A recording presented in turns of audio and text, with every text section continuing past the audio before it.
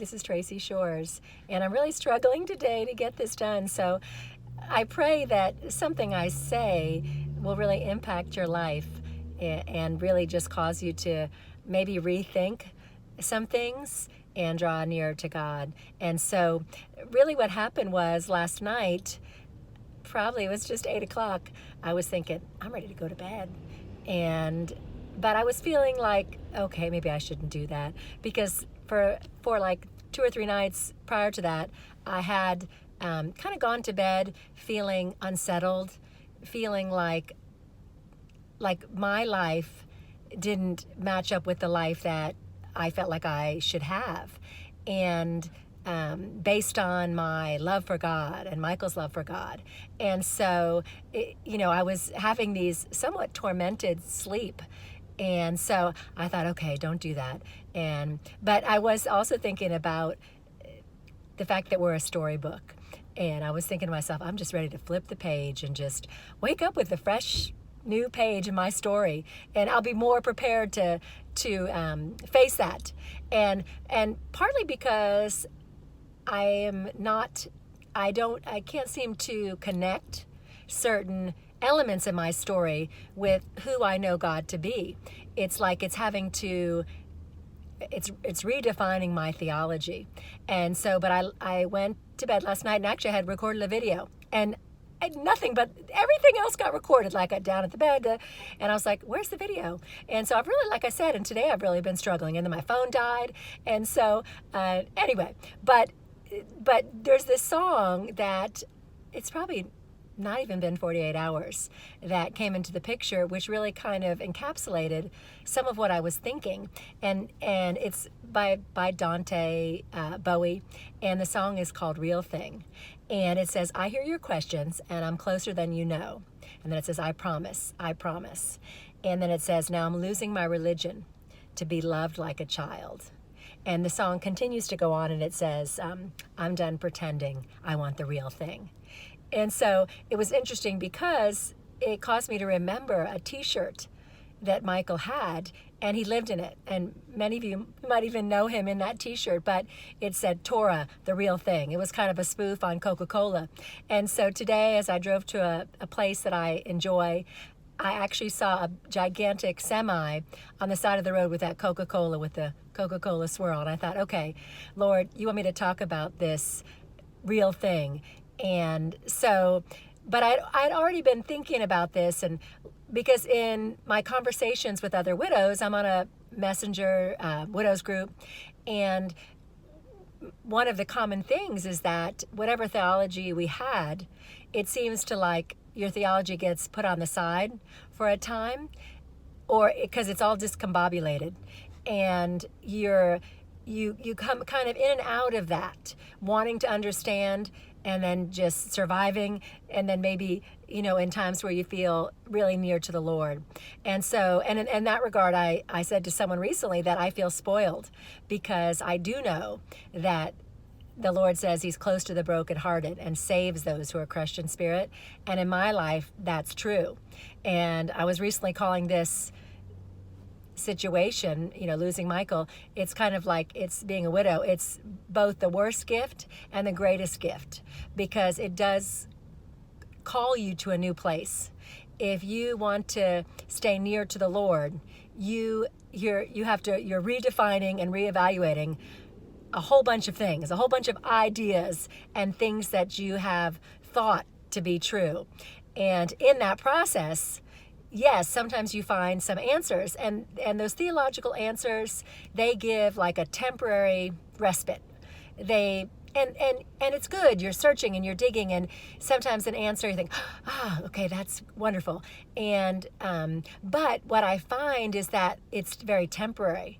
And what I'm going to share with you is how I really see this chapter, 2 Corinthians 3, relate to a lot of what both finding that real thing, rather than a theological position, but finding a person, is how that happens.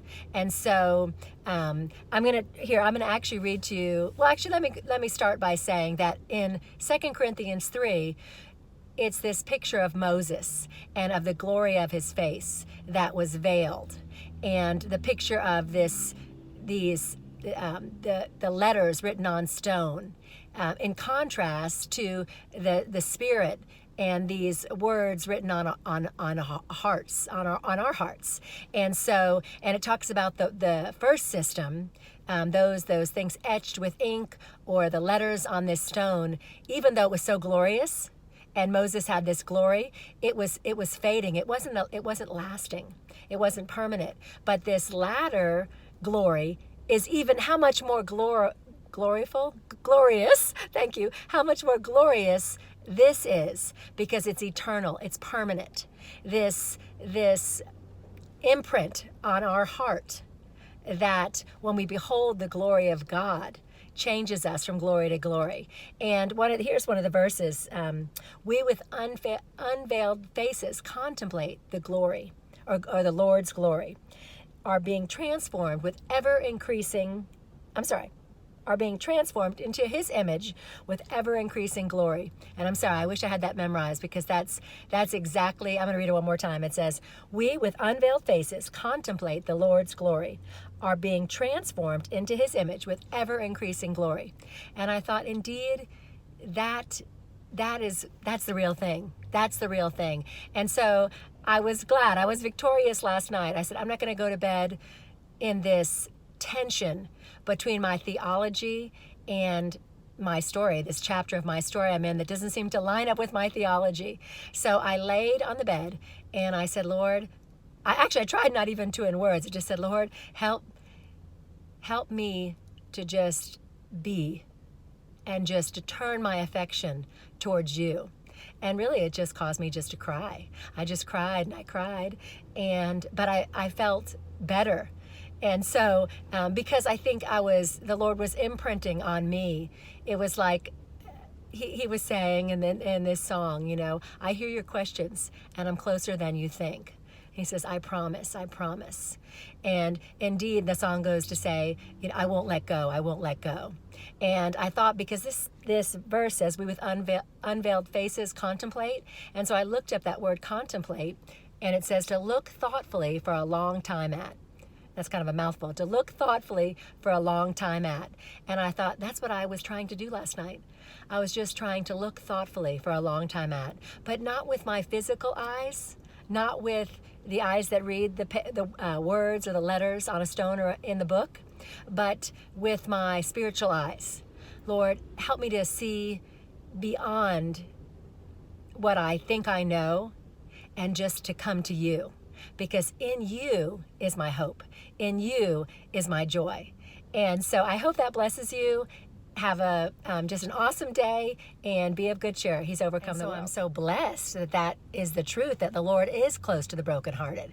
And so he'll give me incredible revelation. And sometimes even I feel like one of the writers of the scriptures. It's like, and all of it has been said before, but it's like the Lord speaks it directly to me, and I want to write something down. And sometimes by the time I go to get the notebook, the revelation is gone. And I know that the Lord is saying, I'm letting you know I'm near, and I'm giving you this revelation to say, hey, we're in conversation, but I don't want these words that are written down to be greater than your knowing me. I also wanted to share that it does seem like information is more like the letter of the law that kills, and knowing a person is more like the spirit of the law that gives life. And so that is a way to determine whether or not you're walking in one or the other. And we all fall. It's easy to fall into, defending our positions. And goodness, if I don't say it out loud, I've gotten better at that. I'm still doing it in my mind, and the Lord hears that.